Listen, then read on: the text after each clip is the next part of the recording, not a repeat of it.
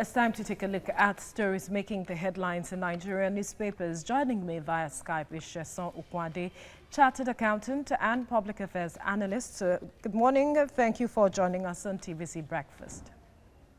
Good morning, Veronica. It's a pleasure to be with you. All right, let's head straight to the papers now. And I begin with the blueprint. As resident doctors suspend strike, federal government splashes 13.6 billion naira on 55,031 health workers' insurance allowances. Says strike negates professional ethics. NARD continues negotiations, reviews progress in 4 weeks. We'll move to the national economy now. Nigerian waters becoming safer as new anti-piracy initiative records gains. And to the front page of the leadership newspaper, interstate ban, transporters groan as FEC reviews guidelines Wednesday. We can no longer feed our families, drivers. Commuters decry hike in transport fare. And to the front page of the Daily Trust, Buhari makes 141 appointments in 81 days, highest since assumption of office. Recent actions will fast-track governance. President's new chief of staff settling down well. And to the front page of the Daily Times, Nigerians will pay for electricity if Vice President Yemi Osinbajo speaking there says the federal government targets 25 million homes for microgrids across Nigeria. And finally, on the front page of the News Direct, 27.5% CRR default, CBN sanctions Stanbic IBTC, Standard Chartered, Citibank, others, 216.11 billion naira. That's what you find on the front page of the Nigerian News Direct. All right, we'll look at the story on the front page of the Daily Times. Sheson, talking about the Vice President saying that Nigerians will pay for electricity if that is services are satisfactory. If you read further details of his statement. I wonder what you make of the statement by the Vice President. Nigerians for a long time have been clamoring for satisfactory services, and it doesn't seem to be coming. But then the Vice President saying that Nigerians will pay because there are also concerns that perhaps Nigerians would not pay if there is a hike in the price. Thank you very much for having me, Veronica. You discovered the electricity is very key and strategic to the growth of this nation because it cut across every ambience of the sector, both the low-level earner, the middle class, and the high class. Every one of us needs electricity. And I know it's no longer news that come July 1st, NEC has actually given the instruction to the DISCO to increase the cost of electricity.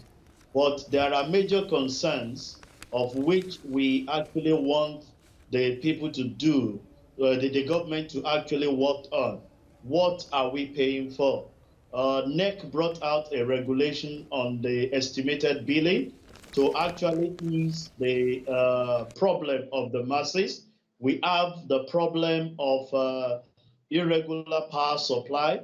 We have the problem of metering the sector for people to pay accurately for what they have done. So if some of those problems can be brought to bear, majorly the aspect of metering, I'm sure everybody will have that comfort to go ahead and get supply. Because as we speak, everybody is groaning and it's impacting on our economy.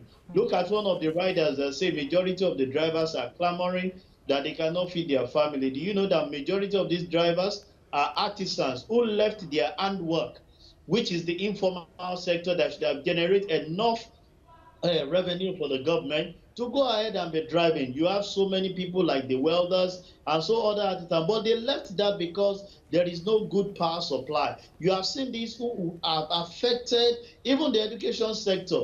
We said we want to go online and practice so many things online. but there is no availability of supply to carry this out, and it's impacting on it. So we want a situation where government, the food plan that they have actually put in place for this thing to grow, we expect it. This mini grid fine is a good one. We've heard about cement coming in to assist the disco in area where they are lacking, but we want action to be displayed. The people need electricity for them to grow. In fact, it's so strategic that the success of every businesses in this nation relies on that, because we can't continue on the alternative power supply, which is like generator, considering the cost implication, so that people can have savings and there can be growth in our nation. We must agree that efforts have been made by the government over time, and because it also understands that electricity is key to driving the economy of the country. Look at, you mentioned metering. To look at the meter asset providers, a plan that the government put in place at some point. Well, somehow a lot of Nigerians are questioning where is that at this point as we speak. This was to ensure that a lot of Nigerians had access to meters at an affordable price. But we are not seeing much of that. What Nigerians are hearing is an increase in tariff and payments for meters, increase in the price for all of this if they are to have access. I wonder what really is the missing link between government's efforts and what we see on the ground.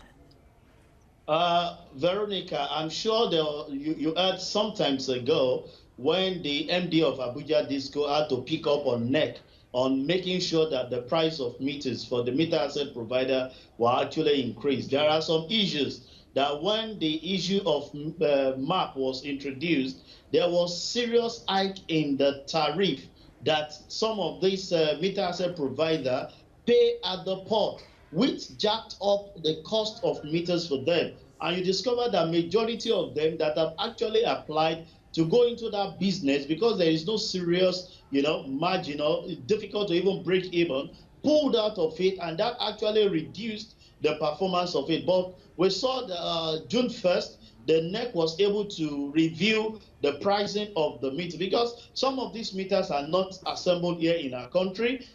We have to bring them in. So it's import based. The exchange rate is really on the high side. And what we are saying is, if government has created enabling environment, some of those things can actually be built here, and it's actually going to reduce the cost of production. But because majority of those infrastructures are not there, even for the business to thrive, so we have to bring them in, and this has to be on dollar rate, which is pretty expensive, and come with the issue of COVID, bringing in, majority of this product comes from Europe, China, and you discover that COVID has actually had so many factories back of producing some of these things. So you discover that even some of the MAP are constrained to make available some of those meters. But now that businesses are opening worldwide, we discover that people are having the opportunity to bring in, and NEC has actually given a leverage, considering that the cost of foreign exchange has increased for the business to survive, and we'll see more meters